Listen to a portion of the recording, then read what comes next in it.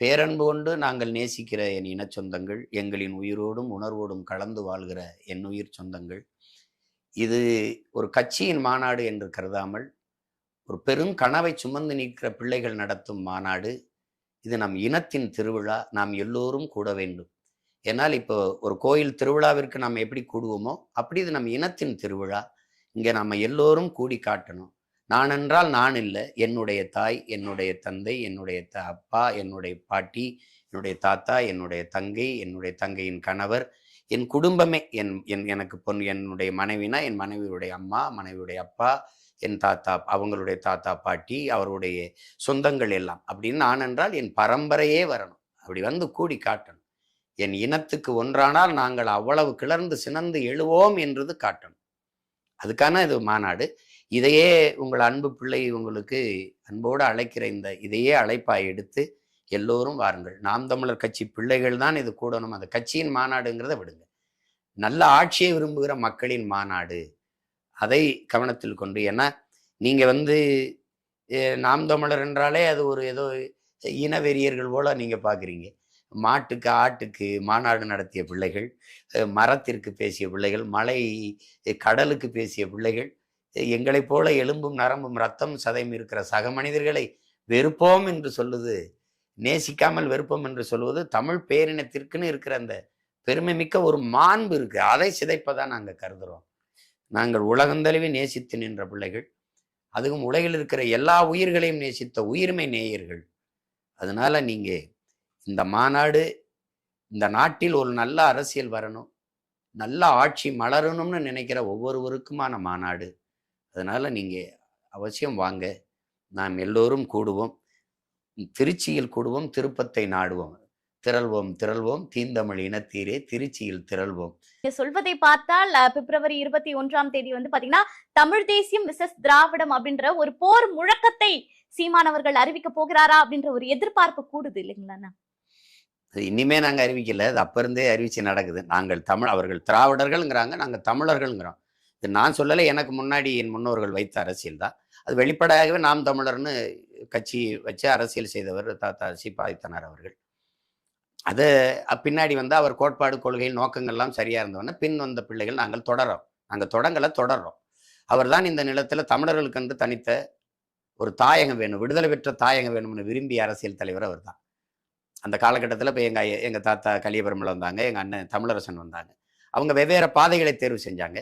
இவர் அறிவாயுதமேந்திய அரசியல் பாதையில் வந்தாப்புல, எங்கள் அண்ணன் இன்னொரு தாய் நிலத்தில் வேற பாதையை தேர்வு செய்தார். ஏன்னா அந்த இது அவருக்கு திணிக்கப்பட்டது. உங்களுக்கு புரியுதுன்னு நினைக்கிறேன். அவன் அங்கே எங்களுக்கு அடிமைப்படுத்தியவர்கள் அரசியல் அதிகாரத்தை பெற்றில்லை, ஆயுத வலிமையை வச்சு அடிமைப்படுத்தினால அப்போ அந்த ஆயுதத்தை எதிர்த்து அதே ஆயுதத்தை வச்சு தான் விடுதலை பெற முடியுங்கிற நிலைமைக்கு தள்ளப்பட்டுட்டோம். அதனால அந்த அரசியல் வேற. இப்போ அரசியல் என்பது ஆயுதமேந்திய கிளர்ச்சியாக தான் இருக்கணும். அரசியல் என்பது ரத்தம் சிந்தாத போர். போர் என்பது ரத்தம் சிந்தும் அரசியல். எங்க அண்ணன் செஞ்சது ரத்தம் சிந்த அரசியல், அவர் பிள்ளைகள் நாங்க செய்யறது ரத்தம் சிந்தாத போர். அது நிலம் வேற, களம் வேற, காலம் வேற, நோக்கம் ஒண்ணுதான், இனத்தின் விடுதலை. அந்த அடிப்படையில இது எங்கள் முன்னோர்கள் செய்தது, அதன் தொடர்ச்சி. அப்பவே வந்துருச்சு. எங்க தாத்தா சிங்கத்தின் குகைக்குள் சிறு நரிக்கு இடம் கொடுத்தோம், செந்தமிழ் நாட்டின் உரிமை இழந்தோம், பொங்கும் உணர்வில் எழும் தமிழ் அரசு போர் தொடங்கிட்டு கொட்டடா முரசுன்னாரு. அன்னைக்கே தொடங்கிருச்சு. உங்களுக்கு புரியுதுன்னு நினைக்கிறேன். சிங்கம் யாரு, சிறுநெறி கூட்டம் யாருன்னு உங்களுக்கு தெரியும். அதனால அது இன்னைக்கு இல்லை, அது போர் நடந்துகிட்டு இருக்குது, அது தொடருது. இப்ப கண்டிப்பாக கொஞ்சம் வலுவா தொடருது. கண்டிப்பாக மாற்றத்தை விரும்பும் மக்களின் அரசியல் அந்த மாநாட்டுல பாத்தீங்கன்னா சீமானவர்கள் மாற்றத்தை விரும்பும் மக்களை நோக்கி ஒரு மாநாடு நடத்துகிறார்.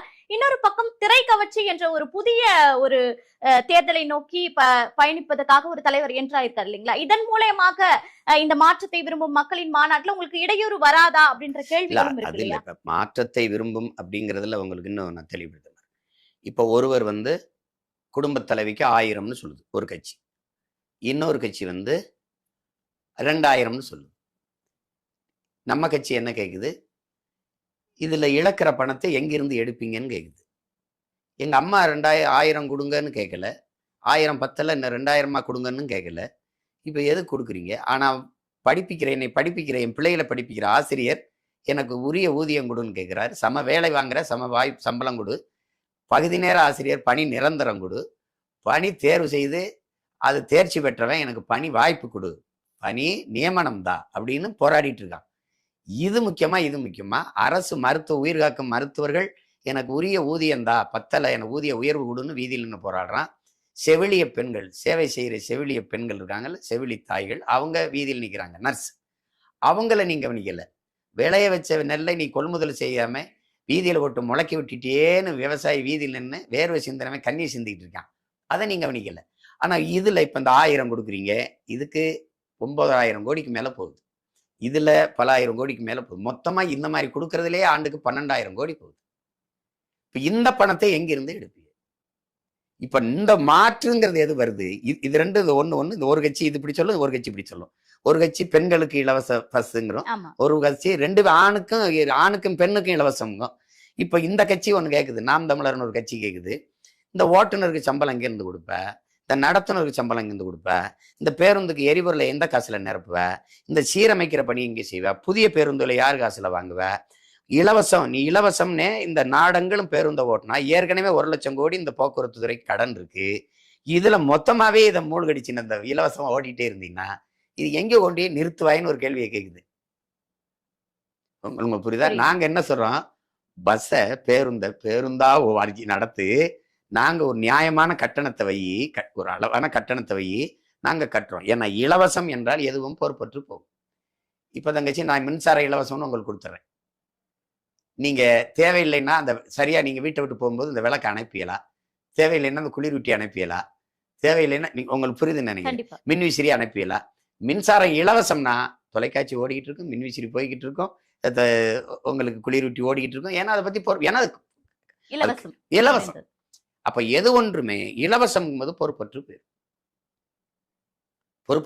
நீங்க காசு கொடுத்து சாப்பாடு சாப்பிடும்போது அது தேவையானதே நீங்க சொல்லி ஒப்பந்தம் பண்ணி வாங்கி வர வச்சு சாப்பிடுவீங்க. இலவசமா சாப்பாடுனா நீங்க இலையில எவ்வளவு மிச்சம் வைப்பீங்க, எவ்வளவு கூட்டை ஒதுக்கி வைப்பீங்க, எவ்வளவு பொரியல் வைப்பீங்க, இதை இன்னொருத்தர் சாப்பாடுறத அடுத்தவனுக்கு கிடைக்க வேண்டிய சாப்பாடை நீங்க வீணடிச்சு கீழே போட்டு போயிருவீங்க. இது உங்களுக்கு புரியுதுன்னு நினைக்கிறேன். அப்ப இந்த இலவசம்னு நீங்க கொடுக்கறதை ஒரு நாடு இதை ஒரு நிர்வாகம்னு சொல்லுச்சுன்னா அதை எப்படி அறிவு சமூகம் ஏற்கும்? இப்படி கேள்வி எழுப்புறேன் பத்தியில, இதுதான் மாற்று. இப்ப நான் என்ன சொல்றேன், நீ 1000 கொடுக்கும்போது எங்க அம்மாவுக்கு ஒரு நாள் வருமானம் 30 ரூபாய் ஆகுது, நீ 2000 கொடுக்கும்போது ஒரு நாள் வருமானம் 60 ரூபாய் ஆகுது.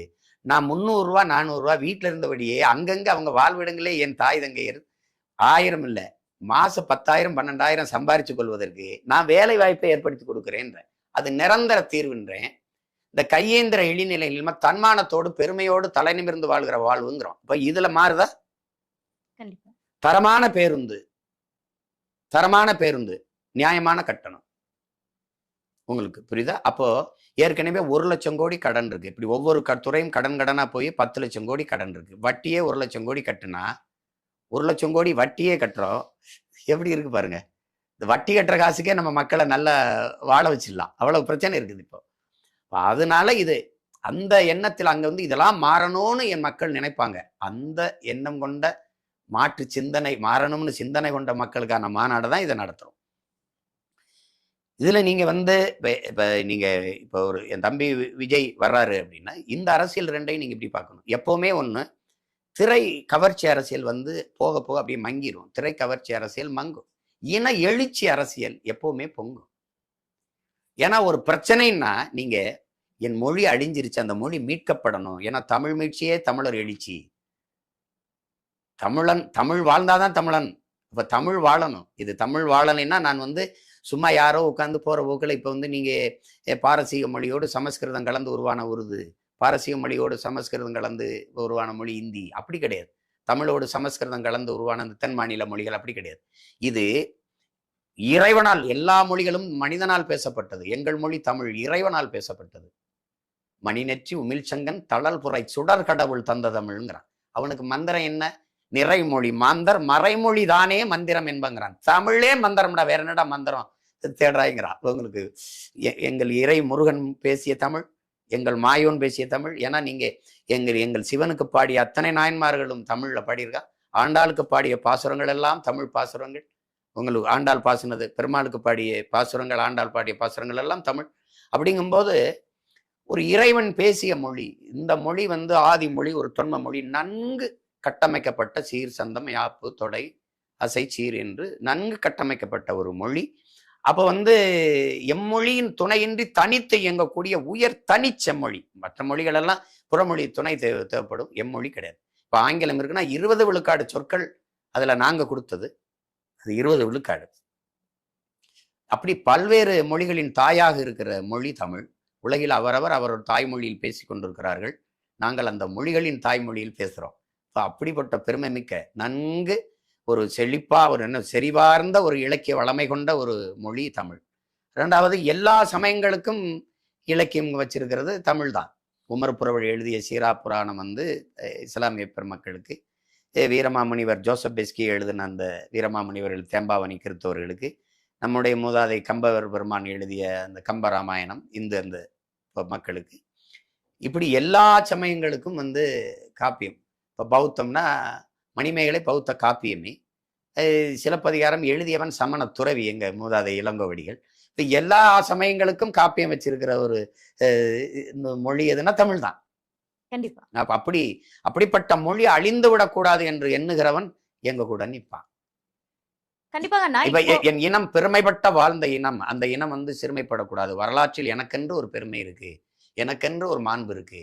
எல்லோரும் அவனவன் பேசி இது பண்ணும்போது மனிதநேயம் பேசும்போது நாங்க உயிர்மை நேயம் பேசியவர்கள். அவன் வந்து சீனன் வந்து என் மொழி தெரியாதவன் வந்து ஊமை, அரேபியன் என் மொழி தெரியாதவன் பிசாசு என்று சொல்லும்போது என் மூதாதை எழுந்து யாதும் ஊரே யாவரும் கேளீர் என்று உலகம் தழுவி நேசித்து நின்ற ஒரு அளப்பெரிய மாண்பு கொண்ட இனம் இது. இந்த இனம்தான் உலகம் தழுவி நேசித்து நின்றுச்சு. அப்படிப்பட்ட ஒரு இனம் இது தன் அடையாளங்களை இழந்து தன் கலை இலக்கிய பண்பாட்டை அழிய கொடுத்து தொன்று தொட்ட வழிபாட்டை வேளாண்மையை இழந்து அழியுமானால் அதை விடக்கூடாதுன்னு நினைக்கிற எண்ணம் கொண்டவன் என்னோடு நிற்பான். உங்களுக்கு புரியுதா? நான் திரும்ப திரும்ப சொல்றேன், எனக்கும் என் தம்பிக்குமான ஒப்பீடு, பொழுதுபோக்கு தளத்தில் தனக்கான தலைவனை தேடுகிறவர்கள் எனக்கானவர்கள் அல்ல. போராட்ட களத்தில் தனக்கான தலைவனை தேடுபவர்கள் என்னோடு நிற்பார்கள், அவர் எனக்கானவர்கள். கண்டிப்பாக. ஆனா அவர்களையும் மாற்றக்கூடிய பொறுப்பு திரு சீமான் அவர்களுக்கு இருக்குல்ல. அதனாலதான் அந்த கேள்வியை நம்ம என் தம்பி முன்வைக்கிற அரசியலை இப்ப தமிழக வெற்றி கழகத்தின் அரசியலில் நம்ம கேள்விகளை எழுப்புறோம். அதையே அவங்க விமர்சனம்னு பாக்குறாங்க. அதை அப்படி பார்க்க வேண்டியதில்லை. கேள்விகளுக்கு உரிய பதில் சொல்லணும். இப்ப எப்படின்னா, அவர்கள் திராவிடர்கள் அப்படின்னு சொல்றாங்க, நாங்கள் தமிழர்கள் என்று சொல்றோம். இப்ப கோட்பாட்டு அளவுல வேற. தமிழர்கள் நாங்கள் தமிழர்கள்ன்றோம். இல்ல நம்ம எல்லாம் திராவிட. இல்ல நான் தமிழன்றேன். நான் தமிழன். என் மொழி தமிழ், என் குடி தமிழ் குடி.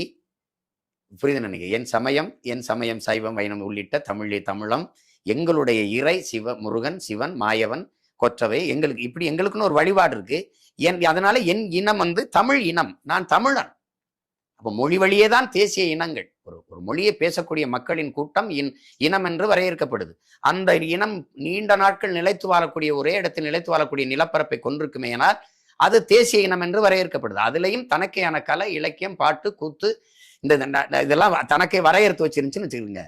அது அந்த இனம் வந்து மூத்த இனம்னு வருது. எனக்கென்று ஒரு விளையாட்டு சிலம்பம், எனக்கென்று ஒரு இது இருக்கு குத்து வரிசை, எனக்கென்று ஒரு விளையாட்டு இருக்கு சடுகுடு, இன்னைக்கு கபடியா இருக்கு, அப்பா எனக்கென்று ஒரு நடனம் இருக்கு. இதெல்லாம் வகுத்து வைக்கப்பட்டிருக்குது. அப்படின்னா அந்த இனம் மூத்த ஒரு தேசிய இனம். அப்படிதான் இருக்கணும், அப்படிதான் சொல்லணும். இப்ப என்னைய நீ வந்து திராவிடம்ங்கிற, இப்ப எங்களுக்கு என்ன இது வருதுன்னா, நாங்க எந்த மாதிரி எடுத்துக்கிறோம்னா, புரட்சியாளர் அம்பேத்கர் சொல்றாரு, தன் மீது சுமத்தப்பட்ட சாதிய இழிவை தொடைத்தெறிய போராடாமல் இருப்பதை விட செத்து ஒழிவதே மேலானதுங்கிறவ. அது மாதிரி நான் என்ன நினைக்கிறேன், என் மீது சுமத்தப்பட்ட இந்த திராவிடம்ங்கிற இழிவை தொடைத்தெறிய போராடாமல் இருப்பதை விட செத்து ஒழிவதே மேலான. நான் ஏன் வந்து இந்தியன் ஒரு அடையாளம், எனக்கு எதுக்கு திராவிடங்கிற அடையாளம்? நான் தமிழன். என் நேஷனாலிட்டி தமிழ், சிட்டிசன்ஷிப் இந்திய நாட்டின் குடிமக்கள். அவர் தெலுங்கர், அவர் கன்னடர், அவர் மலையாளி, அவர் பீகாரி, அவர் குஜராத்தி, அவர் ராஜஸ்தானி, அவர் மராட்டி. நாங்கள் எல்லா மொழிவெளி தேசிய மக்களும் இணைந்து இந்தியாங்கிற ஒரு நாட்டுக்குள்ள, நாங்களா உருவாக்குனது, இந்த பேரோட வெள்ளக்காரன், இந்த நாட்டுக்குள்ள இணைந்து வாழ்றோம். ஒரு ஐக்கியம், ஒன்றியம். உங்களுக்கு அது யுனைடெட் ஸ்டேட் ஆஃப் அமெரிக்கா, அது யுனைடெட் கிங்டம், இது ஐரோப்பிய யூனியன், இது யுனைடெட் ஸ்டேட் ஆஃப் இந்தியா. அதை இது யூனியன் வச்சு விட்டான், இந்த ஸ்டேட்னு வைக்காம. புரியுதுன்னு நினைக்கிறவங்களுக்கு. அப்ப அதனால இதுல வந்து நாங்க வந்து இந்த நாட்டின் குடிமக்கள். ஆனால் என்னுடைய அடையாளம், தேசிய அடையாளம், நான் தமிழன். இது தமிழ்நாடு. அப்ப அதுல இந்த புரிதல் இருக்கிறதுல நான் எங்க திராவிடன் திராவிடன்ங்கிறது அவன் இருமொழி கொள்கைம்பா. நான் தமிழ் வாழணும்பா, அவன் ஒழியணும்பா. தமிழை ஒழிச்சாதான் அவன் தமிழன் இல்லாது போவான். தமிழனுக்கு இன உணர்வு இல்லாமல் போகும். இன உணர்வு இல்லைன்னா தான் தமிழன் அல்லாதவன் இங்க வசதியா வாழவும் ஆளவும் முடியுங்கிறது அவருடைய நோக்கம். ஒரு தமிழன், தன்மானமிக்க தமிழன் தன் தாயை கையேந்து விடுவான் 1000 ரூபாய்க்கு. வேட்டி சேலைங்கிறது ஒரு மானத்தை மறைச்சு கட்டிக்கிற வேட்டி சேலைங்கிறது அடிப்படை. மயிலுக்கு போர்வை போத்துன பேகனுடைய பேரனும் பேத்திக்கும் வேட்டிக்கும் சேலைக்கும் இத்தனை நூற்று இவ்வளவு 1000 ஆண்டுகள் கழிச்சு விடுதலை பெற்ற இவ்வளவு இந்தியால இவ்வளவு வளம் இருக்கிற ஒரு தமிழ்நாட்டுல என் நிலத்துல இல்லாத நிலக்கரி இருக்கு, மீத்தேன் இருக்கு, எல்லாம் ஏன்றிருந்தா எடுத்துட்டு போறேன். இவ்வளவு காட்டு வளம், கனிம வளம் இருக்கு, நீர் வளம் இருக்கு, நில வளம் இருக்கு. இவ்வளவு வளம் இருக்கும் போதும் நான் 1000 ரூபாய்க்கு கையேந்திரேன், அரிசி பருப்பு கையேந்திரேன், பொங்கலுக்கு வேட்டி சேலைக்கு நிக்கிறேன்னா இது எந்த மாதிரியான ஒரு ஆட்சி முறை? அப்ப இது யாருடைய ஆட்சி? திராவிட ஆட்சி. திராவிடம் அப்படிங்கிறதுக்கு எல்லாம் பெரியாருங்கிறாங்க. நாங்கள் தமிழ் தேசியர்கள், என் இன முன்னோர்கள் எல்லாரும் பெரியாருங்கிறோம். உங்களுக்கு புரியுதா? உங்களுக்கு எல்லாமே பெரியாருங்கிறாங்க. என் இனத்தின் முன்னோர்கள் எல்லாருமே எங்களுக்கு பெரியார். அப்ப அதனால நீ பெரியாரும் இதை செய்தார்னு சொல்லுங்க. ஐயா ஈவேராவும் போராடினார், ஈவேராவும் பெண்ணி உரிமைக்கு பேசினார், ஈவேராவும் சாதி ஒழிப்பு தீண்டாமை கொடுமைக்கு பேசினார். அதை நாங்க எதிர்க்கல, ஏற்கிறோம். அவர் மட்டும்தான் செய்தார், அதை ஏற்கல, எதிர்க்கிறோம். ஏன்னா எங்கள் முன்னோர்கள் அதற்கு விட அரும்பாடுபட்டிருக்காங்க. அதனால இங்கே அவர் தமிழ் சனியன் ஒழுங்குங்கிறாரு. தமிழ் எங்கள் உயிர், எங்கள் உயிருக்கு நேருங்கிறான். அதுதானே இங்க முக்கியம். தமிழ் எங்களுக்கு உயிர். அது ஒரு தொடர்பு கருவி இல்லை. தமிழ் பேச்சு மொழி அல்ல, மூச்சு மொழி. மூச்சு மொழி. தமிழ் எனக்கு உயிர். அதுதான் எங்க தாத்தன் பாடுறான். தமிழுக்கு அமுதன்று பேர், அமுதுக்கும் அமுதன்று பேர், அமுதுக்கும் அமுதன்னு பேருக்கான், தமிழுக்கும் அமுதன்று பேர். ஏன் தமிழ் அமுது? தமிழ் தமிழ் தமிழ் தமிழ் தமிழ் தமிழ் தமிழ் தமிழ்னு வேகமா சொல்லி கொண்டு போனீங்கன்னா அமிழ்து அமிழ்துன்னு ஒலிக்கும். அமிழ் தமிழ் தமிழ் தமிழ்னு வேகமா சொல்லிக்கொண்டே வந்தீர்கள் தமிழ் தமிழ் என்று ஒலிக்கும். அதனால தமிழுக்கும் அமுதன்று பேர். அந்த தமிழ் இன்ப தமிழ் எங்கள் உயிருக்கு நேருங்கிறப்ப. ஏன்னா அது உயிரா, எனக்கு உயிர். அது படிச்சா வேலை கிடைக்குமா, சோறு கிடைக்குமா? வேலையும் சோறும் அல்ல. அது என் உயிர், அது என் முகம், அது என் முகவரி, அது என் அடையாளம், அது என் ரத்தம், அது என் சதை, அது என் நரம்பு, அது என் உணர்வு. அதுதான் எல்லாம். அது என் கலை, அது என் இலக்கியம், அது என் பண்பாடு, அது என் வாழ்வியல், அது என் அரசியல், என் அறிவியல், அது என் வரலாறு. இது எல்லாமே எனக்கு என் மொழி தான். அதை விட்டுட்டு அப்படி என் மொழியை சிதைக்கும். நீங்க இன்னைக்கு தமிழகத்தின் தமிழ் தெருவில் தமிழ் அப்படிங்கிற ஒரு முழக்கத்தை வச்சு எங்கேயாவது தமிழ் இருக்கா? மணக்க வரும் தென்றிலே குளிராயில்லை, தோப்பில் நிழலாயில்லை, தனிப்பெரிதாம் துன்பம் இது, தமிழகத்தின் தமிழ் தெருவில் தமிழ்தான் இல்லை என்று வருந்தி பாடிட்டு போனாரு எங்க புரட்சி பாவலர் பாவேந்தர். எங்க இருக்கு தமிழ்? ஸ்ட்ரீட் இருக்கு, தெரு இல்லை. எக்ஸ்டென்ஷன் இருக்கு, விரிவு இல்லை. செக்டர் இருக்கு, பிரிவு இல்லை. நிலச்சாலை இல்லை, அவென்யூ இருக்கு. நீங்க சென்னையில போய் பாருங்க, நம்ம இருக்கு தமிழ்ல, கீழே சென்னைன்னு ஆங்கில இடத்துல எழுதியிருக்கு. அப்ப இது என்னது? தங்கிலீஷு. தமிழோட ஆங்கிலம் கலந்து, தமிழோட ஆங்கிலம் கலந்து தமிழ்களமா தங்கிலீஷா பேசிட்டு இருக்கோம். ஏற்கனவே தமிழோட சமஸ்கிருதம் கலந்து 1800 ஆண்டுக்கு முன்னாடி கன்னடம்னு ஒரு மொழி பிறந்து போகுது. அப்புறம் 1600 தெலுங்கு போகுது. சாப்பிட்டீங்களா நீங்க? போஞ்சேஸ்திரா மீரு அப்படின்னு போயிட்டான். நாங்க வணக்கம்னா அவன் நமஸ்காரம்ட்டான். உங்களுக்கு புரியுதுன்னு நினைக்கிறேன். இப்ப அதுக்கு பின்னாடி, ரொம்ப பின்னாடி 15ஆம் நூற்றாண்டுல தான் மலையாளம் பிறகுது. அப்புறம் துளு வருது. 15ஆம் நூற்றாண்டுக்கு முன்னாடி மலையாளம்ங்கிற மொழி எது? சேர சோழ பாண்டியெல்லாம் மூத்த பாட்டன் யாரு? சேரன். சேரப்பாட்டன் நிலப்பரப்பு எது? சேரப்பாட்ட மக்கள் யாரு? இன்னைக்கு மலையாளியா நிக்கிறான். உங்களுக்கு புரியுது? தமிழோடு சமஸ்கிருதம் கலந்து. நாங்க சாதம்ங்கிறோம் சமஸ்கிருத சொல்லு, இல்லைன்னா இங்கிலீஷ்ல ரைஸும்போம். அவன் சோறுங்கிறான். புரியுதா? நாங்க மகளேங்கிறான், அவன் மோளைங்கிறான். நாங்க மகனேங்கிறான், அவன் மோனேங்கிறான். நாங்க அப்பாங்கிறான், வச்சாங்கிறான். நாங்க வாட்டர் ஃபால்ஸ், நீர்வீழ்ச்சி, வாட்டர் ஃபால்ஸுங்கிற ஆங்கில சொல்ல அப்படி மொழிபெயர்த்து நீர்வீழ்ச்சிங்கிறோம். அவன் தூய தமிழ் சொல்ல அருவிதான், இன்னும் அருவின்னு தான் பயன்படுத்துவான். கதையிடாம்பா. கதைன்னா பேசு, உங்களுக்கு கதை. உங்களுக்கு பறையடான்னா உங்களுக்கு பறையடான்னா சொல்லு. இப்ப நாங்க பறையடான்னு சொல்றது இல்லை. ஸ்பீக் இப்படிதான் பேசிட்டு இருக்கோம். இப்ப இந்த மாதிரி ஒரு சரிபாதி இல்லை. ஒரு 90 விழுக்காடு ஆங்கிலம் கலந்து. இப்ப உதாரணங்களுக்கு பேசி காட்டுறேன் பாருங்க. இதுல எது தமிழ் எது ஆங்கிலம்னு கண்டுபிடிங்க. இப்ப நீங்க பேசும்போது திஸ் பிலிம்ல சாங்ஸும் ஃபைட்ஸும் டான்ஸும் ஃபேண்டாஸ்டிக்கா வந்திருக்கு. இதுல எவ்வளவு தமிழ் இருக்கு? 2ஆம் மச்சான் ஃபீல் பண்ற ஓவரா டென்ஷனா கேட்டாதெல்லாம் எல்லாம் கரெக்ட் ஆயிரும்டா. இது எப்படி இருக்கு? தமிழ் மாதிரி தான் பேசிட்டு இருக்காங்க. 2ஆம் மச்சான் டிஃபன் சாப்பிட்டியா? ஒரு டீ சாப்பிடுவோமா? இந்த டிஃபனு ரன்னிங் ஓடுவோமா? அதாவது ஒன்று டோர் கதவை மூடு, அது இப்படிதானே இருக்குது. இது ஒரு இயக்கி எடுங்கிறதுல ரிமோட்டு, அந்த சுவிட்சை போடு, டிவியை போடு, எல்லாத்தையும் போட்டு தமிழை தூக்கி குப்பையில் போடு, இப்படி ஆயிடுச்சு. இப்போ என்னன்னா இங்கே நீங்கள் பேசும்போது பாருங்க, ஸோ ஆக்சுவலி பட் இப்படி தான் பேசுவாங்க. அந்த வார்த்தைகளை போடாமல் அடுத்த வார்த்தை வராது. நீங்கள் தமிழர்கள் பேசும்போது பாருங்க, என்ன பேசுறோம்னு தெரியாம பேசுவாங்க. இறைமகன் இயேசு, தந்தையே இவர்களை மன்னிச்சிருங்க, அவன் என்ன செய்யறனே தெரியாம செஞ்சுக்கிட்டு இருக்காங்கன்னா அவர் அடிச்சு கொல்லும் போது அவர் சொல்றாப்ல, அது மாதிரி என் மக்கள் என்ன செய்யறனே தெரியாம செஞ்சுட்டான். தன் தாய்மொழியை உலகத்துல அழிச்ச ஒரே இனம் வந்து தமிழ் இனம் தான். அவனே அழிச்சிட்டான், அது அழியுதுன்னே தெரியாம அழிச்சிட்டான். இப்ப அந்த நிலையில நாங்கள் வந்து எங்க முன்னோர்கள், எங்க தாத்தா தேவனைய பாவானார் சொல்றாரு, தமிழ் மீட்சியே தமிழர் எழுச்சிங்கிறவங்க. தமிழ் மீட்சி வரணும்னா தமிழன் ஆட்சி வரணும். இவ்வளவு போராடி கொண்டிருக்க போது இவ்வளவு பிரச்சனை இருக்கு. நீங்க எங்களை இவர்கள் இலவசம், போனஸ், சலுகை, மானியம் கொடுத்து வீழ்த்துவார்கள் திராவிடர்கள். நாங்கள் இது பெற வேண்டிய ஏழ்மை வறுமையின் இல்லாம என் மக்களின் வாழ்க்கை தரத்தை உயர்த்தணும்னு நினைப்போம். இது தமிழ் தேசியம். உங்களுக்கு புரியுது நினைக்கிறேன். மொழி கொள்கையில அவர்கள் தமிழ் ஆங்கிலம் பாங்க, இருமொழி கொள்கை, அது ஏமாற்றும்போம். இந்தியர்கள் மும்மொழி கொள்கைம்பாங்க, இந்தியும் வரணும்பாங்க. அப்படி பார்த்தா சமஸ்கிருதம் வரணும்பாங்க. அது வந்து மும்மொழி கொள்கை, மோசடி கொள்கைம்பா தமிழ் தேசியர்கள். அப்ப எங்க மொழி கொள்கை என்ன? எனக்கு மட்டும் இல்ல, எல்லாருக்கும் கொள்கை மொழி ஒரே மொழி. எங்கள் உயிர் மொழி தமிழ். அவர்களுக்கு அவர்கள் மொழி ஆங்கிலம், அது கன்னடம். அவர்கள் மொழி தெலுங்கு, அவர்கள் மொழி மலையாளம், அவர்கள் மொழி மராட்டியம். இப்ப பாத்தீங்களா, அங்க பினராயி விஜயன் ஐயா என்னமோ பண்ணு, என் ஊர்ல மலையாளம் இருக்கணும், கன்னடம் என் ஊர்ல கன்னடம் இருக்கணும், மராட்டி ஹிந்திலாம் பேசினா இங்க தொலைச்சு போறோம், என் ஊர்ல மராட்டி இருக்கணும். இதுதான் சரி. அப்ப மொழிவழி தேசிய இனங்கள் அந்தந்த எதுக்கு பிரிக்கப்பட்டது இந்த நாட்டுல?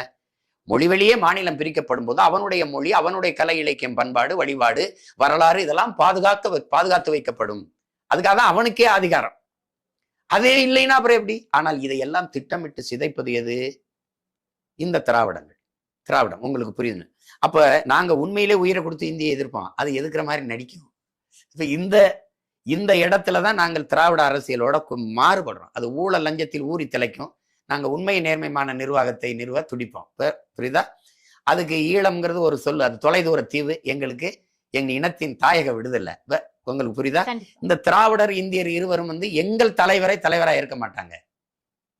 அது பயங்கரவாதி, தீவிரவாதின்னு பேசிட்டு இருப்பாங்க. நாங்கள் எங்க தலைவரை உலக பேரினத்தின் ஒப்பற்ற தலைவன் ஏற்போம். உங்களுக்கு புரியுது? ஏன்னா தன் உயிரை கொடுத்தேனும் என் இனத்திற்கென்று ஒரு தனித்த விடுதலை பெற்ற தாயகத்தை பெற்றுக் கொடுக்க வேண்டும். அதற்கு விலை தலையே ஆனாலும் தர தயாராக இருந்தவன் என் இன வரலாற்றில் ஒரே ஒரு மகன் தான், அது எங்கள் தலைவன் தான். அதை ஏற்க மாட்டார்கள். இப்ப தெரியுத தமிழ் தேசியத்துக்கும் திராவிடத்துக்கும் இந்த வேறுபாடு. இப்போ இதுல இந்த திராவிடமும் தமிழ் தேசியம் ஒண்ணு என்றால், இப்போ நாங்கள் மாவீரர் தினம் போற்றுவோம். ஏன்னா என் இன விடுதலைக்காக இன்னுயிரை இந்த ஈக மறவர்கள் வீர மறவர்கள் போற்றுவோம். இந்த திராவிடம் இந்தியம் போற்றுமா? போற்றாது. திராவிடம் போற்றுமா? போற்றாது. நாங்கள் எங்கள் தலைவரின் பிறந்த நாளை பேரெழுச்சியாக கொண்டாடுவோம், இன எழுச்சி நாளா கொண்டாடுவோம். அப்படி திராவிடம் போற்றுமா? போற்றாது. ஆனால் தமிழ் ஒழிக, தமிழ் சனியன், தமிழர்கள் காட்டுமிராண்டி சொன்னா ஐயா ஈவேராவை போற்றும். தமிழ் என் உயிர் என்று உயிர் நீத்த என் மறவர்களை, அந்த மொழி செத்துறக்கூடாது, என் இனம் செத்துறக்கூடாதுன்னு செத்த மறவர்களை போற்றாது. இப்ப ரெண்டுக்கு வேறுபாடு தெரியுதா? இதுல என் தம்பி வந்து, இது வந்து கொஞ்சம் உதாரணம், இது நிறைய நேரம் பேசி கொண்டு போகலாம், நீண்ட பெரிய ஒரு இது. இப்ப இதுல இந்த இடத்துல இது ரெண்டும் ஒண்ணுன்னு சொல்றாரு. திராவிடமும் தமிழ் தேசியம் ஒண்ணுதான்.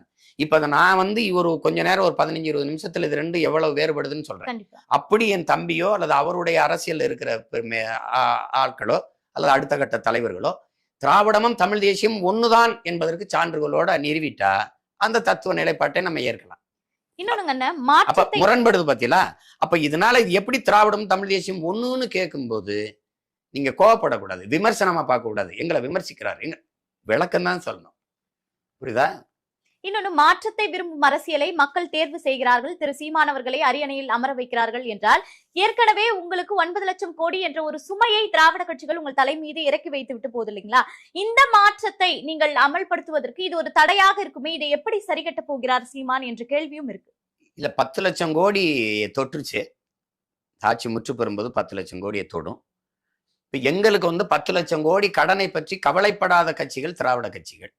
மக்களின் மீது கண்ணுக்கு தெரியாது இந்த 10 லட்சம் கோடி யார் மீது சுமையாக ஏறும்? மக்கள். தம்பி அண்ணாமலை கூட கேட்கிறாப்புல, நீங்க பொங்கலுக்கு ஒரு குடும்ப அட்டைக்கு 3000 ரூபாய் கொடுக்குறீங்க, ஆனா 2 லட்சம் ரூபாய் அந்த அட்டை மேல கடன் இருக்கு. நல்லா விளங்குறீங்களா? அது அவர் சொல்றது அது உண்மைதான், அதை நீங்க ஏற்கணும். அப்ப 2 லட்சம் ரூபாய் நீங்களும் ஒரு கடங்காரி, நான் ஒரு கடங்காரன், அவர் ஒரு கடங்காரன், இவர் ஒரு கடங்காரன். என்ன எரியாம நீ பாட்டு கடனை வாங்கி வாங்கி நான் கேட்கலையே, கடன் வாங்கி எனக்கு 1000 ரூபாய் தானே, நானே கடன் வாங்கிக்கிற மாட்டேன். உங்களுக்கு புரியுதா? நீ என்ன பண்ற, வாங்கி வாங்கி வாங்கி எப்படி இந்த இனிப்பு பசப்பு வார்த்தைகள் இருக்கு பாத்தீங்களா? உனக்கு மாவு அரைக்கிற எந்திரம் தாரேன், மசாலா அரைக்கிற எந்திரம் தாரேன், உனக்கு மடிக்கணினி தாரேன், மிதிவண்டி தாரேன். இதெல்லாம் ஒரு குடும்பத்து தலைவன் தலைவி அவங்களே நிறைவேற்றி கொள்ளக்கூடிய வேட்டி சேலை வாங்கிக்கிறது. இதெல்லாம் அவர் ஒரு அடிப்படை தேவை. அதை நிறைவேற்றி கொள்கிற வசதி வாய்ப்பை கொடுக்கணும், வருவாய் பெருக்கத்தை கொடுக்கணும். அது ஆட்சி. அந்த நிறைவேற்றிக் கொள்ள முடியாத ஏழ்மை வறுமை நிலைகளை வைத்தே இருப்பது ஆட்சி இல்லது. அது கொடுமை, அது கொடுமை. அது ஒழிக்கப்பட வேண்டிய கொடுமை. அது இப்ப அந்த மாதிரி ஆட்சி முறையை இது செய்யுது. இப்ப நம்ம எழுப்புகிற கேள்வி, நான் திரும்ப திரும்ப இந்த இடத்துல எழுப்புகிற கேள்வி, இந்த 10 லட்சம் கோடி கடனை பெற்று நிறைவேற்றிய ஒரு சிறந்த ஒரு நலத்திட்டம், முழுமை பெற்ற நலத்திட்டம். இப்ப இப்படி கேள்வி வைப்போம், 10 லட்சம் கோடி ஆக சிறந்த கல்வியை என் மக்களுக்கு ஏழை பணக்காரன் உயர்ந்தவன் தாழ்ந்தவன் என்று பாகுபாடு இல்லாம கொடுத்துட்டோம். அது சிற்றூர்ல இருக்கிறது, நகர்ப்புறத்தில் இருக்கிறதுன்னு இல்லாம கிராமப்புற மாணவர்களுக்கும் நகர்ப்புறம் ஒரே மாதிரி கல்வி, ஒரே மாதிரி அருமையான கட்டட வசதி, கழிப்பறை, விளையாட்டுத்திடல், நீச்சல் குளம், அப்படி அருமையா கொண்டு வந்துட்டோம்.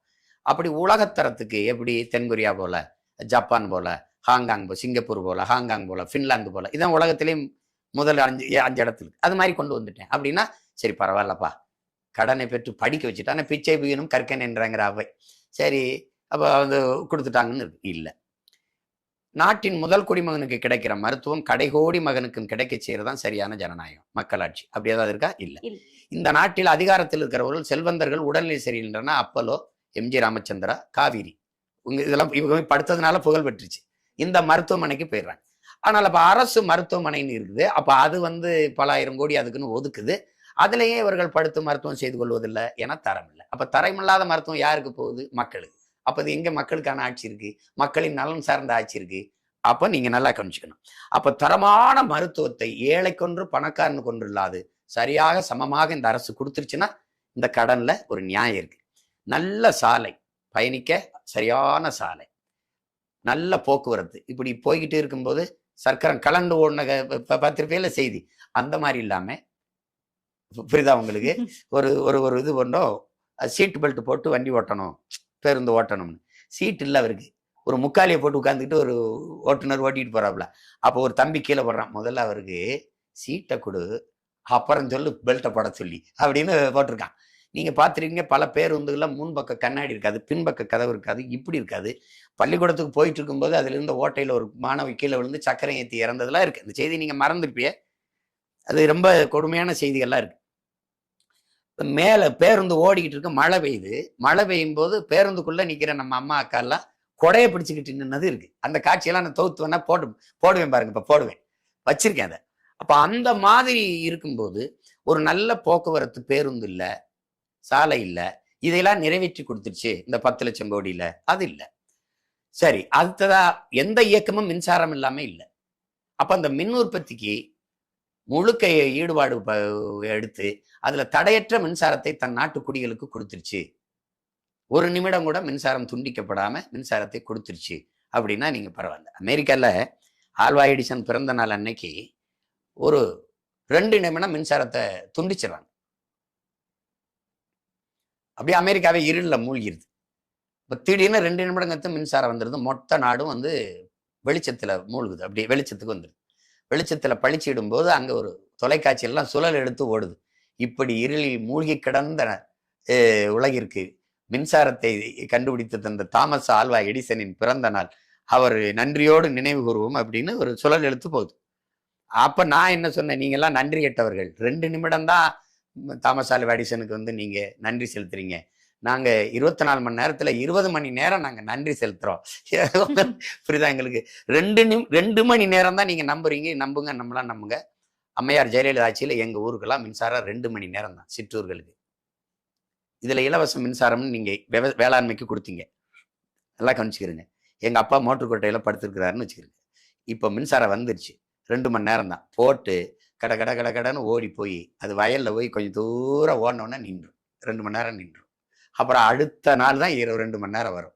இப்படி நான் கூட சொன்னேன், அவங்க 2 விரலை காட்டினது நீங்க ரெட்டலைன்னு நினைச்சிட்டீங்க, 2 மணி நேரம் தான் மின்சாரம்னு சொல்லியிருக்காங்க, நம்ம தான் தவறா புரிஞ்சுக்கிட்டோம். அப்போ தடையற்ற மின்சாரம் கொடுக்கறதுக்கு இந்த நாடு முயற்சிக்கல. அதுல இந்த சுமை பாருங்க, ஒரு பக்கம் இலவச மின்சாரம் இருக்குது, ஒரு பக்கம் சகிக்க முடியாத மின் கட்டணத்தை, தாங்க முடியாத மின் கட்டணத்தை உயர்த்துது. உயர்த்துறாங்க. ஆமா. அப்ப இந்த மாதிரி தடையற்ற மின்சாரத்தை உற்பத்தி செய்து தன் நாட்டு குடிகளுக்கு அது பகிர்ந்து அளிக்குது அப்படின்னா, அது அந்த கடன் சுமையை இப்ப 1.5 லட்சம் கோடிக்கு மேல போயிருச்சு மின்துறையில, அதை நம்ம ஏற்கலாம். இப்படி எதையுமே நிறைவேற்றாம 10 லட்சம் கோடி என்ன வந்தது? இதுல எந்த அடிப்படை இருக்குல்ல, கல்வி, மருத்துவம் அல்லது உயிர் தேவையா இருக்க குடிநீர் விநியோகம், அதையாவது அரசு தூய குடிநீரை மக்களுக்கு கொடுத்துருக்கா பாத்திருக்கீங்களா? இல்ல. அப்ப என்ன கொடுத்துருக்கு? இல்ல படித்தவர்களுக்கெல்லாம் வேலை வாய்ப்பை பெருக்கி கொடுத்து, எதுவுமே கிடையாது. எதுவுமே கிடையாது. எல்லாருமே ஊதிய உயர்வு கேட்டு நிக்கிறான், தூய்மை பள்ளி பணியாளர் நிக்கிறான், செவிலிய பெண்கள் நிக்கிறாங்க. ஒரு வேளாண் குடிமக்கள் விளை வச்ச நெல்லை ஒரு சேமிப்பு கிடங்கு கட்டி அதை வாங்கி கொள்முதல் செஞ்சு சேமிக்க முடியுமா? முடியாதா? ஆனா நீங்க டாஸ்மார்க் சரக்கை எப்படி குளிரூட்டப்பட்ட அறையில அவ்வளவு அழகா அடிக்க வச்சு, அதுக்கு சிசிடிவி கண்காணிப்பு கருவி, சிசிடிவி கேமரா வச்சு 2 காவலர்களை காவலுக்கு போட்டு காவல் காக்குறீங்க. ஆனா உயிர் குடிக்காம இருக்க முடியுமே, இந்த சோறு உணவு இல்லாம எப்படி இருக்க முடியும்? ஆனா அந்த உணவுப் பொருளை நீ வீதியில போட்டு முளைக்க வச்சு நாசமாக்குறியே, இந்த ஆட்சி முறை எப்படி எடுத்துக்கிறது?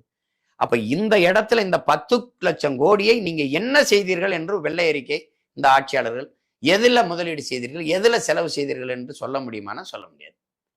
அப்ப நீங்க எப்படி 10 லட்சம் கோடியை திருப்பி கட்டுவீங்க அப்படின்னா, ஏற்கனவே ஆட்சியில இருந்தவர்கள் அதிகாரத்தில் இருந்த ஒரு பட்டியல் நம்மகிட்ட வந்துருது. புரியுதா? இவர்கள் எவ்வளவு லட்சங்கள், ஆயிரங்கள், கோடிகள் கொள்ளையடிச்சு வச்சிருக்காங்கிறது நமக்கு தெரிய வந்துருது. அப்போ எங்க போச்சோ இந்த பணம், அங்க இருந்து எடுத்து கட்டிட வேண்டியதான். உங்களுக்கு புரியுதா? புரியுது. என்ன தம்பி, நீ எங்க வச்சிருக்க, யார்கிட்ட இருக்கோ அவன் எடுத்து கொடுக்க வேண்டியதுதான். இப்ப நான் கேட்ட எதையுமே நீ செய்யல. அப்ப இந்த பணத்தை வாங்கி என் மக்களுக்கு எதையுமே செய்யல. நீ 1000 கொடுத்த, இப்போ 6800 கோடி இந்த பொங்கலுக்கு கொடுத்த, 2 கோடி அட்டைக்கு கொடுத்த 3000 ரூபாயில 6800 கோடி செலவாகுது. இந்த 6000 கோடி ஏற்கனவே 10 லட்சம் கோடியை தொடர கடன் இருக்கும்போது இந்த 6800 கோடி எங்கிருந்து வருது? அப்ப எப்படியாவது ஆட்சிக்கு வந்துருவோம், அதுக்கப்புறம் நாடு நாசமான நமக்கு என்ன அப்படி நினைக்கிறதான் பேராபத்து. அதனால ஏற்கனவே ஆட்சியில இருந்தவங்க கொள்ளையடிச்சு வச்சு திருடி வச்சிருக்க காசை எடுத்து கட்டிட்டு போயிட வேண்டியதான். வேற மக்களின் மீது வரியை சுமத்தி அந்த காசை வட்டி கட்டுறது சரியா வராது. திரு சீமான் அவர்கள் இந்த மக்களின் மாநாட்டுல என்ன மாதிரியான அறிவிப்புகளை செய்ய போறார் அப்படின்ற ஒரு எதிர்பார்ப்புகள் இருக்கு. குறிப்பாக வேட்பாளர்கள் அறிவிப்பீங்களா? இன்னொன்னு, நான் ஆட்சிக்கு வந்தால் என்ன செய்வேன் அப்படின்றதை திரையிட்டு காட்டுவேன்னு ஒரு பத்திரிகையாளர் சந்திப்புல சொல்லியிருக்கீங்க. அது இந்த மாநாட்டுல சாத்தியமா அப்படின்ற ஒரு கேள்வியும் இருக்கு. இல்ல, மாநாட்டுல வேட்பாளர்களை அறிமுகம் செய்யறதுக்கே 1.5 மணி நேரத்துக்கு மேல போயிடும், 2 மணி நேரத்துக்கு ஆயிரும். அதுக்கப்புறம் அதுக்கு பெரிய மற்ற கட்சிகள் போல வாழ்க ஒழிக புகழ்ந்து அதெல்லாம் இல்லை. வேட்பாளரே அறிமுகப்படுத்துவோம். எங்களுடைய அரசியல் எதற்காக நாங்க வந்தோம், ஏன் வந்தோம். நாம் தமிழர் கட்சியின் மாநாடு அல்ல, நல்ல ஆட்சியை விரும்புகிற மக்களின் மாநாடு. சொல்ல போனால் இது ஒட்டுமொத்த இந்த நாட்டின் குடிகளுக்கான மாநாடு. நல்ல ஆட்சி வரணும். இது இஸ்லாமியர்களுக்கு பாதுகாப்பு, கிறிஸ்தவர்களுக்கு பாதுகாப்பு, இந்துக்களுக்கு பாதுகாப்பு, அவர்களுக்கு இதெல்லாம் கிடையாது. இங்கே நாட்டை ஒட்டுமொத்த நாட்டுக்குமான பாதுகாப்புல தான் இந்த நாட்டு குடிகளுக்கான பாதுகாப்பு இருக்கு. அதுல சிறுபான்மை மக்களுக்குன்னு ஒரு பாதுகாப்புன்னு பேசுவாங்க, அப்புறம் இவருக்கு பாதுகாப்புன்னு பேசுவாங்க. ஒட்டுமொத்தமான நாட்டு பாதுகாப்பு தான் நாட்டு மக்களுக்கு பாதுகாப்பு. அந்த மக்களுக்கான பாதுகாப்புல தான் எல்லாம் இருக்குது. அப்ப அது காடு, மலை, ஆறு, அருவி, மரம், செடி, கொடி எல்லாவற்றுக்குமான மாநாடு. ஏன்னா அரசியல் என்பது, எங்க அரசியல் எல்லா உயிர்களுக்கும், கட்சி எல்லா மக்களுக்கும், தலைமை அதிகாரம் எப்போதும் தமிழர்களுக்கு. ஏன்னா அது இந்த ஒரு நிலம்தான் இருக்கு. நான் திரும்ப திரும்ப சொல்லிட்டேன். நல்லாண்மை என்பது ஒருவருக்கு தான் பிறந்த இல்லாண்மையாக்கி கொள்ளல் என்று வள்ளுவ பெருமகனார் எங்கள் மறையில சொல்றாங்க. அதுல வீட்டையும் நாட்டையும் நீயே ஆள்ற மாதிரி பார்த்துக்காதான் நல்ல ஆண்மகனுக்கு அழகுங்கிறாரு. அதை தான் நாங்க செய்ய துடிக்கிறோம். இப்போ எங்க ஆட்சியில இப்போ நாங்க என்ன கேட்போம், திராவிட கட்சிகள் மாறி மாறி ஆண்டுருச்சு. என் அன்பு சொந்தங்கள்கிட்ட கேட்போம், இந்த திமுகவும் அதிமுகவும் வெவ்வேறு கட்சியான்னு கேட்போம். 2 பேருக்கு ஏதாவது கொள்கையில மாறுபாடு இருக்கா? இது வெறும் திமுகன்னு இருக்குது, அனைத்து இந்திய அண்ணா அப்படின்னு இருக்கா. அது 2 கொஞ்சம் பேர் பெருசா இருக்கு. இங்க கருப்பு சிவப்பு கொடியில அங்க அண்ணா இருப்பாங்க கூடுதல். இது தவிர வேற என்ன மாறுதல் இருக்கு? ரெண்டும் ஒரே கட்சி தான். அதுல உங்களுக்கு சந்தேகம் இருந்தா இப்ப இன்னைக்கு திமுக அமைச்சரவையில் இருக்கிற அமைச்சர்கள்ல எண்ணிட்டு வாங்க. ஐயா ரகுபதி அதிமுகல இருந்து வந்தவர். ஐயா KKSSR அதிமுகல இருந்து வந்தவர். ஐயா கண்ணப்பன் அவர்கள் அதிமுகல இருந்து வந்தவர். ஐயா ஏவா வேலு அதிமுகல இருந்து வந்தவர். அன்பு தம்பி செந்தில் பாலாஜி அவர்கள் அதிமுகல இருந்து வந்தவர். இவ்வளவுதானே, இன்னும் விட்டுட்டேன்னா ஐயா சேகர் பாபு அறநிலையத்துறை அமைச்சர் அருமை ஐயா வந்து அதிமுகல இருந்து வந்தவர். ஐயா முத்துச்சாமி அவர்கள் அதிமுகல இருந்து வந்தவர். எத்தனை அமைச்சர் சொல்லியிருக்கேன்? ஒரு 10 கிட்ட சொல்லியிருப்பேனா? இப்போ 20-22 அமைச்சர்கள்ல பாதிக்கு வந்து அதிமுக அமைச்சர்கள். அப்ப இது 2 வெவ்வேறு கட்சின்னு என் மக்கள் நினைச்சா இது ஏமாற்றா இல்லையா? இப்ப கூட எங்க ஐயா வைத்திலிங்க ஐயா வந்து இந்த கட்சியில சேரும்போது தாய் கழகத்துக்கு திரும்பிட்டேங்கிறவள.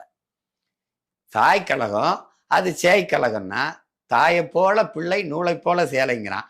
தாயே திருட்டு கூட்டமா இருந்தா அப்புறம் சேய் மட்டும் இப்படி நல்ல நேர்மையான கூட்டமா இருக்குமா? அதுவும் அப்படித்தான் இருக்கும்.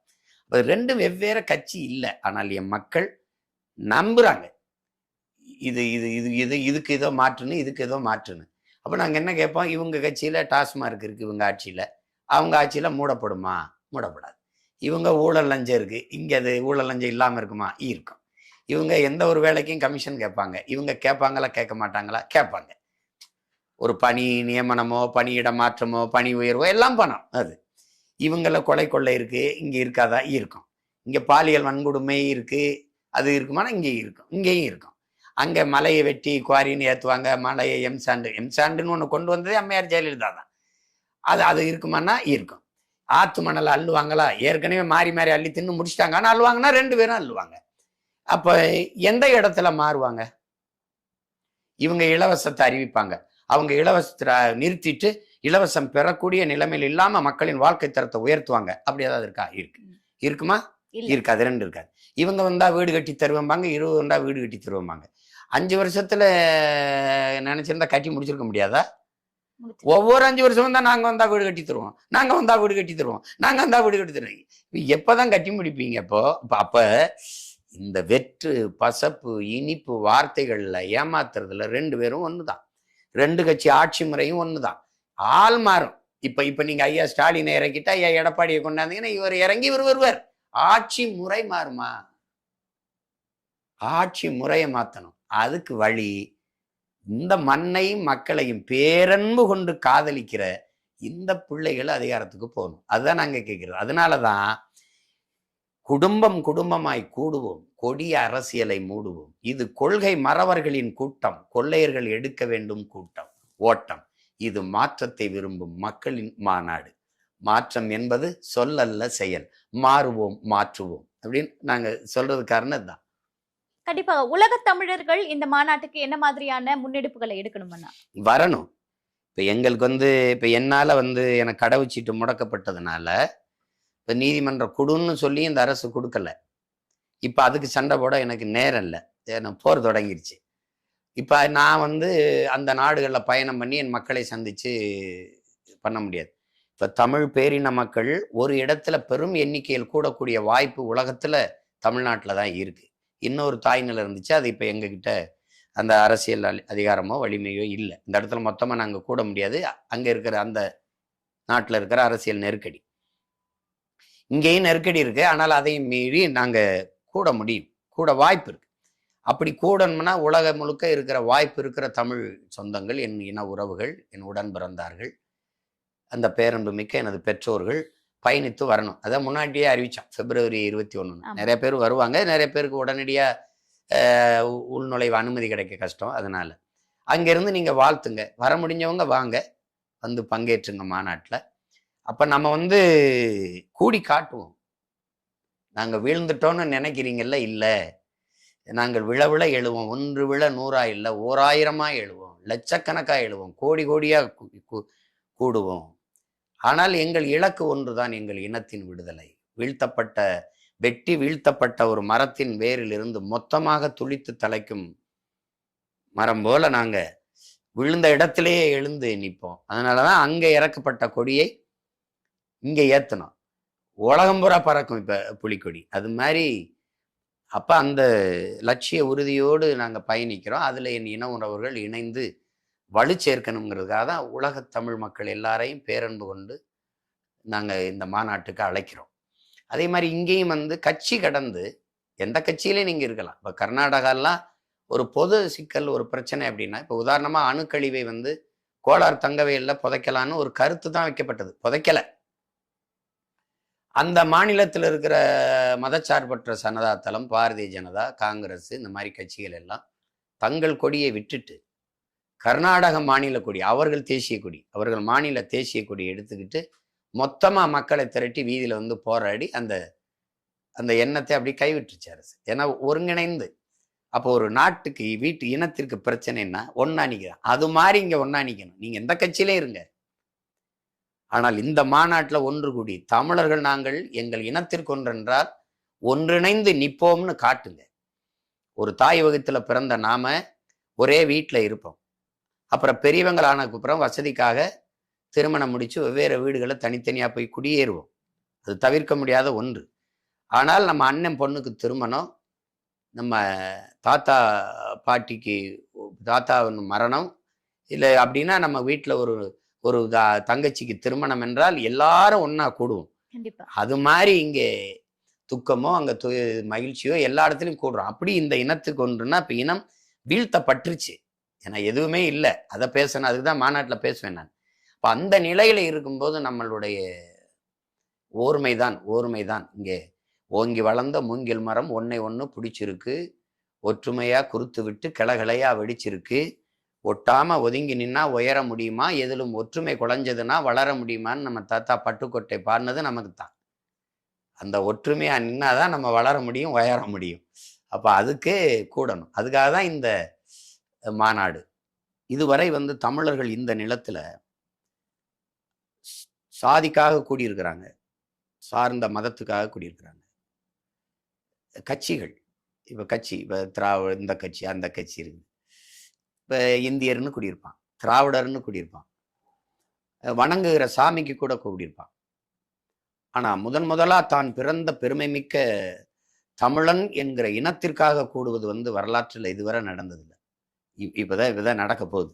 இப்ப அது வந்து ஒரு ஒரு வரலாற்றில் பெரிய ஒரு பெரும் முயற்சி தான். அது எல்லா சாதி மதமும் எங்கள் அடையாளங்கள் அல்ல, அது இடைவந்த சாதி. அதுதான் எங்க தாத்தா பாடுறாப்புல புரட்சி பாவலர்.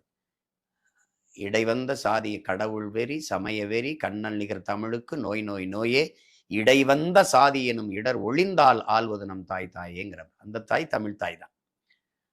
அதனால இது இடை வந்தது.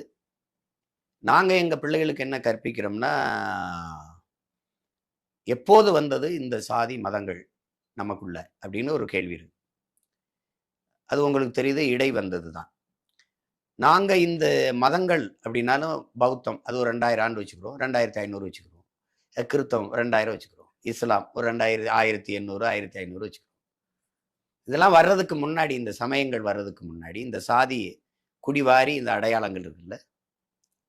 இப்ப இந்த தொழிலை செய்கிறவர், இந்த குடி இந்த வேலையை செய்கிறவர், வேளாண்மை செய்கிறவர் வேளாண் குடிமகன், வேளாளர், இப்படி இருக்கு இல்லையா. இந்த மாதிரி இந்த குடிகள் பிரிக்கிறதுக்கு முன்னாடி நாம யார் அப்படின்னா, நம்ம 50,000 ஆண்டுகளுக்கு முன்பு இருந்தே நம்ம வந்து இதெல்லாம் 2000 ஆண்டுகளுக்கு தான் இருக்குது. ஆனா அப்போ இருந்தே நாங்கள் தமிழர்கள். உங்களுக்கு புரியுது? இறைவன் எங்க பிறந்தான்? எங்களில் தான் பிறந்தான். எங்க சிவன், எங்கள் முருகனும் எங்கள் சிவனும் எங்கள் மாயவனும் எங்களிலிருந்து தான் பிறந்தார்கள். அப்ப அந்த மாதிரி அவ்வளவு ஒரு தொன்மையான இனம் வந்து எனக்கு இது சாதி தான் அடையாளம், மதம் தான் அடையாளம்னு வாழ்றது வந்து ரொம்ப மடமையா இருக்கு. அப்படின்னா இப்ப நான் இந்த நிலத்தை விட்டு வெளியில போறேன், வேற மாநிலத்துக்கு போறேன். நீங்க யாருன்னு கேட்கும்போது நான் எந்த அடையாளத்தை சொல்றது? இந்த அடையாளத்தை நீங்க சொல்லுவீங்க? தமிழன். அவன் சொல்ல நம்ம வந்து நான் இந்த சாதின்னு சொல்ல முடியாது. ஐ ஆம் கிறிஸ்டின், ஐ ஆம் இந்து, ஐ ஆம் இஸ்லாம் அப்படி சொல்ல முடியாது. ஐ ஆம் தேவர், ஐ ஆம் நாடார், ஐ ஆம் செட்டியார், ஐ ஆம் வன்னியர், ஐ ஆம் கவுண்டர் அப்படி சொல்ல முடியாது. அதெல்லாம் அவன் ஏற்க மாட்டான். நீ யாருன்னா எந்த மொழியில் நம்ம பதில் சொல்றோங்கிறதா. என் அடையாளம்ங்கிறது என் இன அடையாளம் தான். அது இந்த நிலத்துக்குள்ளேயும் சரி, இந்த இந்திய துணைக்கண்டத்தை தாண்டி வேற நாட்டுக்கு சென்றாலும் சரி, என்னுடைய அடையாளம் வந்து பிறப்பிலிருந்து இறப்பு வரை நான் தமிழன் தான். இப்போ உதாரணமா ஈழத்துல எங்களுக்குள்ள சமயங்கள் இருந்தது, மதங்கள் வேற வேற சார்ந்திருந்தோம். கிறித்தவம், இஸ்லாம், இந்து அப்படின்னே வச்சுக்கிறோம் இருந்தோம். அங்கே சாதிகளாக இருந்தோம். பல பல பிரிவுகள் இருந்துச்சு. குடிகள் தான். தமிழ் சாதி இல்லை, தமிழனுக்கு சாதி இல்லை. பாவேந்தர் சொன்ன மாதிரி தமிழ் சாதிங்கிறது தமிழ் சொல்லு இல்லை, குடிதான் அதுக்கு பேர். சரி, அப்படி குடிகளா பிளந்து பிரிந்திருந்தாலும் செத்து விழுந்தோம் போர்ல. நாடாரில் 400 பேர் செத்தார்கள், இஸ்லாமத்தில் ஒரு 500 பேர் செத்தார்கள், 50 பேர் செத்தார்கள், இந்துக்கள் ஒரு 15 பேர் செத்தார்கள், கிறிஸ்தவர்ல 20 பேர் செத்தார்கள், அல்லது தேவரில் 10 பேர், அல்லது வன்னியரில் 500 பேர் செத்தார்கள். அப்படி எந்த நாடு ஏடும் பதிவு செய்யல. தமிழர்கள் செத்தார்கள், தமிழர்கள் மரணித்தார்கள், அப்படி தமிழர்கள் இறந்தார்கள், தமிழர்கள் கொல்லப்பட்டார்கள். அப்ப என்ன எங்களுக்கு சொல்லுது? இப்ப இந்திய கடலுக்குள்ள நாங்க மீன் பிடிக்க போனோம். அங்க முத்திரையரும் மீன் பிடிக்கிறார், நாடாரும் மீன் பிடிக்கிறார், தேவரும் மீன் பிடிக்கிறார், மீனவ அந்த பரதவ மக்களும் மீன் பிடிக்கிறாங்க, இஸ்லாமியரும் மீன் பிடிக்கிறார். ஆனா இறந்து விழுந்தவனை அவன் இந்திய மீனவனும் நம்மளை சொல்றது இல்ல. இந்த முஸ்லீம் இஸ்லாமிய மீனவர்கள் 2 பேர் இறந்துட்டாங்க, முத்திரையர் மீனவர்கள் 2 பேர் இறந்துட்டாங்க அப்படி சொல்லல. தமிழ் மீனவர்கள் கொல்லப்பட்டார்கள். இதுல இருந்து என்ன நமக்கு உணர்த்துது? நாம் பிணமாக விழும்போதும் இனமாகத்தான் விழுகிறோங்கிறத காட்டுது. அப்ப அதுதான் என் அடையாளம். அப்போ உலகத்தின் எந்த ஓரத்திற்கு நான் எங்கு சென்றாலும் என் அடையாளம் நான் தமிழன் அப்படிங்கிறதா. அப்ப அந்த அடையாளம் தான் என் பெருமை மிக்க அடையாளமா இருக்க முடியும்.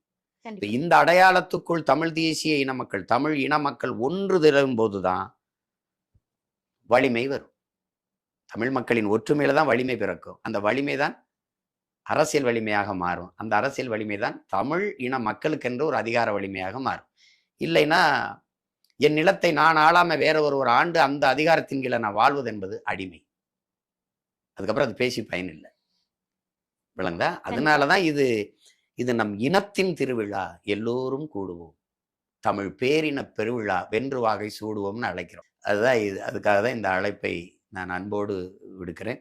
21ஆம் தேதி மாலை சரியாக 3 மணிக்கு திருச்சியில் நான் உங்களை சந்திக்க ஆவலோடு காத்திருப்பேன். நன்றி, வணக்கம்.